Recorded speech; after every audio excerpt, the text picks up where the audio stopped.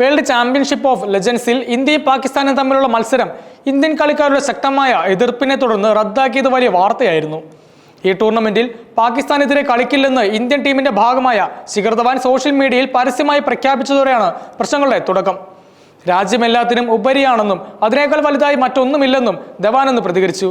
കൂടുതൽ താരങ്ങൾ ധവാന്റെ നിലപാടിന് പിന്തുണ പ്രഖ്യാപിച്ചതോടെയാണ് മത്സരം റദ്ദാക്കാൻ സംഘാടകർ നിർബന്ധിതരായത്. ജൂലൈ 20-ന് എഡ്ജ്ബാസ്റ്റനിൽ പാകിസ്ഥാനെതിരെയായിരുന്നു ടൂർണമെന്റിൽ ഇന്ത്യയുടെ ആദ്യ മത്സരം നടക്കേണ്ടിയിരുന്നത്. മത്സരം റദ്ദാക്കിയെങ്കിലും ടൂർണമെന്റിലെ നോക്കൌട്ട് ഘട്ടങ്ങളിൽ ഇന്ത്യയും പാകിസ്ഥാനും പരസ്പരം വീണ്ടും ഏറ്റുമുട്ടാനുള്ള സാധ്യത നിലനിന്നിരുന്നു.